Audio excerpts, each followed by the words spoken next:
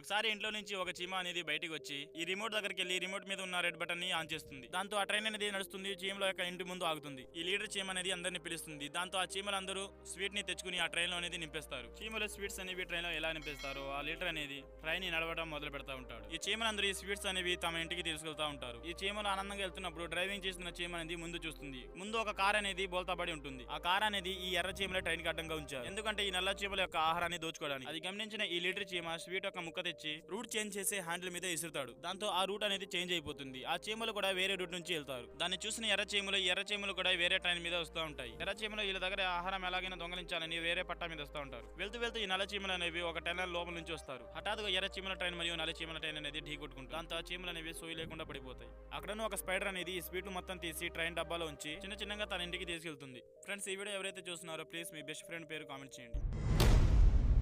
Friends, ఈ వీడియోలో ఈ చీమలు అనేవి దారిలో పడున్న కీప్యాడ్ ఫోన్ అనేది తీసుకుంటా వెళ్లి తన ఇంటికి చేరుకుంటాయి. ఈ మొబైల్ అనేది ఈ చీమలు చేసిన రంధ్రములలో పట్టదు. కానీ ఈ చీమలు ఎలాగైనా ప్రయత్నించి ఈ మొబైల్ ని తన ఇంటి లోపల పడేస్తారు. ఈ ఫోన్ అనేది లోపలికి అయితే వెళ్ళిపోతుంది. ఫోన్ లోపలికి వెళ్ళిన తర్వాత ఆ మట్టి మీద ఆగిపోతుంది. ఆ తర్వాత అక్కడ చాలా చీమలు అనేవి వస్తాయి. ఈ మొబైల్ లో లైట్ వెలిగిన తర్వాత ఈ చీమలు అనేవి అక్కడే చూస్తూ ఉంటాయి. ఈ మొబైల్ లో లైట్ ఆగిపోయిన తర్వాత ఈ చీమలందరూ చూసి తమ పనిలో చేరుకుంటాయి. మరుసటి రోజు కూడా ఆ ఫోన్ లో లైట్ అనేది వెలుగుతుంది మరియు ఆగిపోతుంది. ఈ లైట్ వెలుగుతూ మరియు ఆగిపోతూ ఉండడంతో ఈ చీమలకి పని చేస్తున్నప్పుడు టైం అనేది తెలుస్తూ ఉంటుంది. ఈ చీమలు అలాగే పనిచేస్తూ చాలా రోజులు గడిచిపోయాయి. హఠాత్తుగా ఒక రోజు ఇలా వచ్చింది. చీమలందరూ మొబైల్ ఫోన్ దగ్గర వచ్చి చూస్తున్నప్పుడు ఆ మొబైల్ ఫోన్ లో ఛార్జింగ్ లేకపోవడం వలన మొబైల్ ఫోన్ అనేది స్విచ్ ఆఫ్ అయిపోయింది. ఈ చీమలందరూ ఈ మొబైల్ ఫోన్ తో మాకు పని లేదని ఈ మొబైల్ ఫోన్ ని పడేశారు. ఫ్రెండ్స్, వెళ్తూ మీ దగ్గర ఏం కంపెనీ ఫోన్ ఉందో కింద కామెంట్ చేయండి.